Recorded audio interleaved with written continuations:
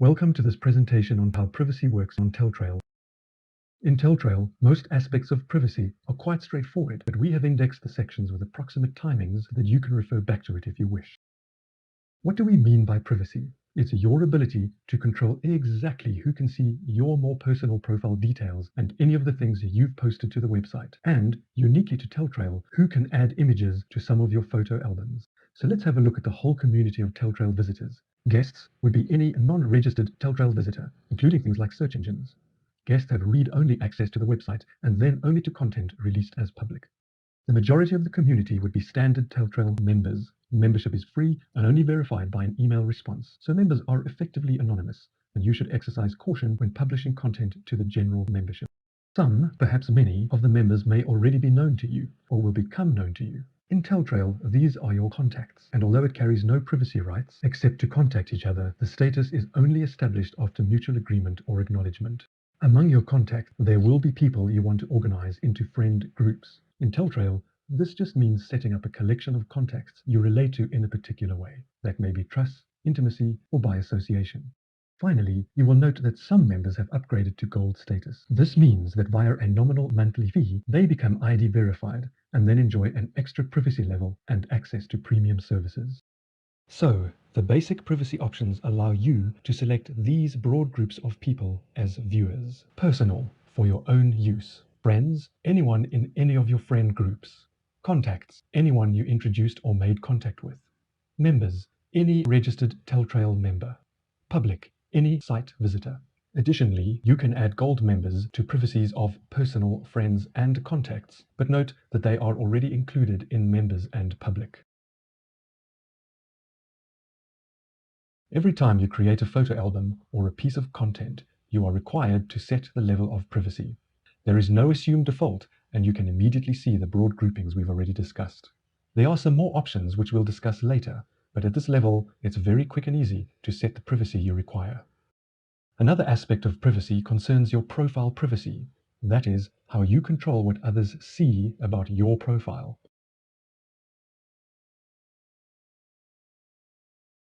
Some things are always public, so let's look at this first. Your chosen username is attached to all of your postings. Much of the site is location-based, and we will often show your hometown and country, but we will never show your address in more detail than that. Next are the things you supply at your discretion. Gender, you can specify or not as you wish. Highline, this is an optional line of introduction to other members. Profile photos. Note that the whole profile images album is public, so you should choose images that are fun and quirky, describing your interests or your character rather than revealing your identity. Finally, there are system values. Your membership type, standard or gold, and when you joined the site and when you last logged in. Your age is restricted according to your wishes. Your cover photos. This album is where you personalize your profile and you control who can see these images. The one automatic right of contacts and friends is to send you messages. Others can respond to posts like classifieds and lost and found reports, but you can allow or restrict unsolicited messages from other members here. Finally, you control if and how other users can find you within the site. Allowing people to find you by your real names or email may help to grow your genuine contacts, while being found by your interests opens the opportunity for new social contacts. Our definitions of contacts and friends may seem confusing relative to other websites, but rest assured that we've taken the method and meaning from the real world. Contacts are literally people you've come into contact with from passing acquaintances upwards, and it's a mutually accepted recognition. So, in general, this includes all the people in your email and other lists, and in TellTrail, your contact list works just the same way. You'll get the best experience from TellTrail when you're sharing with contacts and friends. And one of the best ways for you to build your contact list in TellTrail is to invite all your existing contacts from other sources. First, you need to click on the cog icon to open up your personal account options. You will then see an option dedicated to invitations. Select it, and you see the email template that we've provided for your use. Depending on how these contacts would know you, you can identify yourself by your name, by your email address, or by some other identifier so that the people you're inviting will know the invitation is genuine. You can now import your contact lists, or alternatively, you can paste or type email addresses into the area provided. When your list is complete, if you scroll down, you'll see there's an area for a personal message, and it's worth adding something here to improve the success of your invitations and your chances of winning an iPad, but more of that later. You're not limited to email invitations. We also provide a link that you can copy and paste into any other contact messenger like Facebook or Twitter to invite even more of your contacts into TellTrail. Remember that to make contact with existing members, you need to accept or generate a contact request via the user browser, and you become each other's TellTrail contacts once the request has been accepted. Any contact request you receive will cause the waving man icon to flash in the header, and if you click on that, you can see and manage all of your outstanding requests. As your TellTrail contacts start to increase, you'll pretty soon want to organize, at least some of them, into groups so that you can refer to, communicate with, or share with them in a particular way. Although we call these groups friend groups, the selected members have no automatic privileges other than to send you messages, exactly the same as general contacts. So you can be relaxed about creating friend groups because you can base them on any common association that makes sense to you without compromising your privacy. Any contact can be included in any number of friend groups. When you create a new friend group, you'll need to choose the group type, and there are two types to choose from, a star group or a circle group, depending on how you want the group to interact.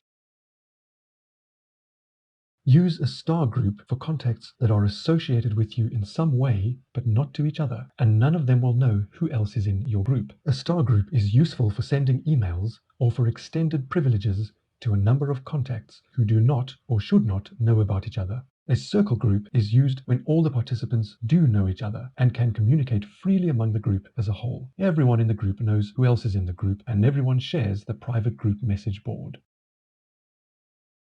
Now that you understand what friend groups are and how the two types operate, I can show you how to create a new group.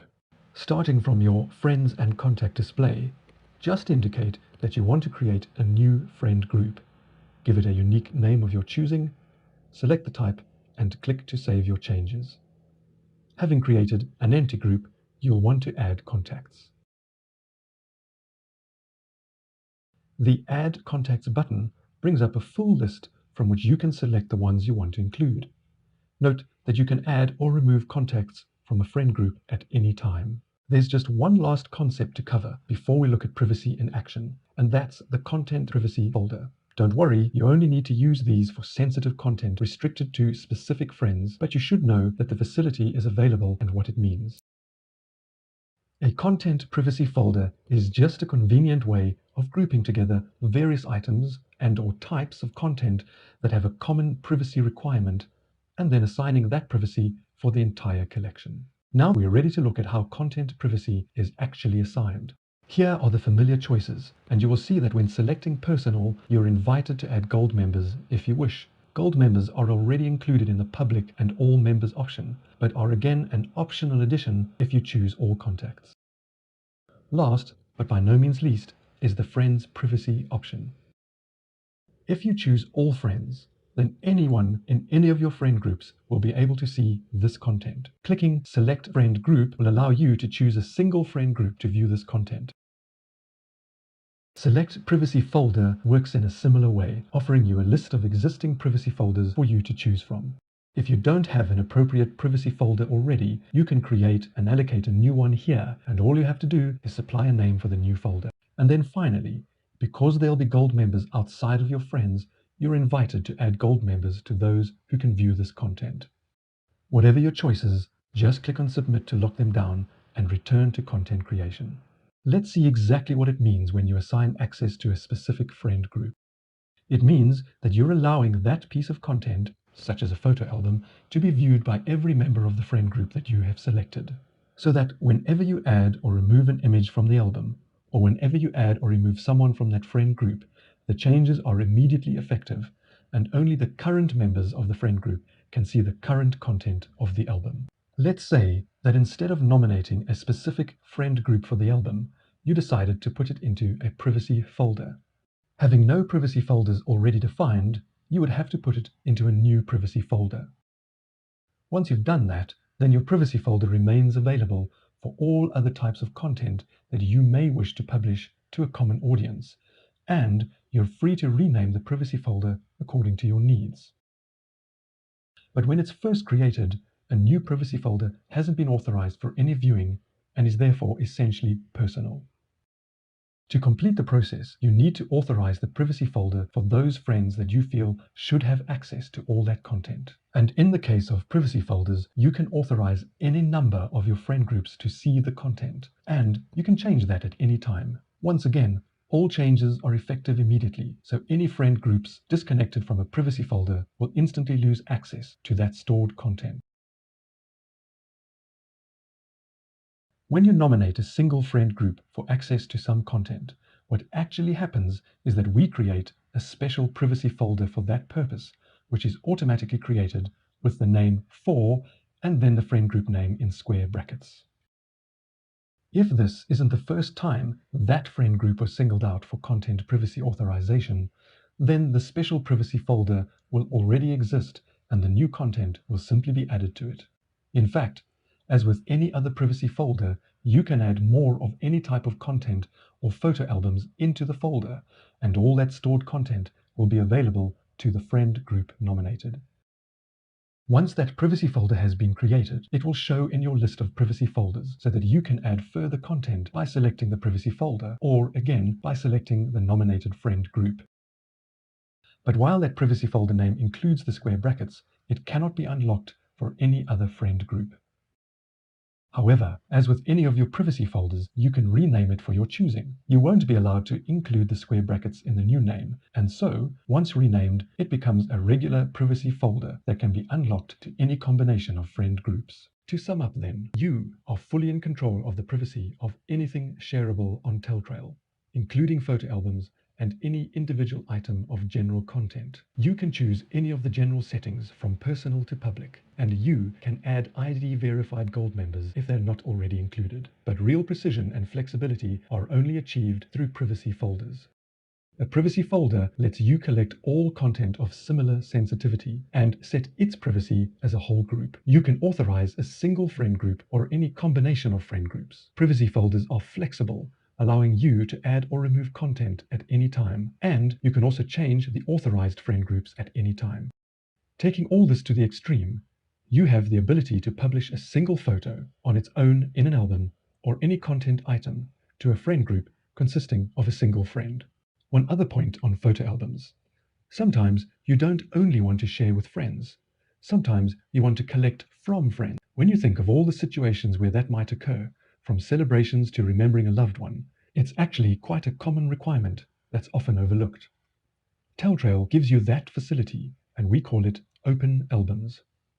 So when you set or change the privacy of an album, you have the option to allow those friends who are authorized to view the album to also add images into that album. When they do so, their images are copied into your album, and the additions become yours to edit or delete as you see fit. Well, that covers privacy in TellTrail. It's comprehensive, it's flexible, it's precise, and it's functional. We hope you enjoy using TellTrail and exploiting all the privacy facilities and other great features we provide. Thank you for watching.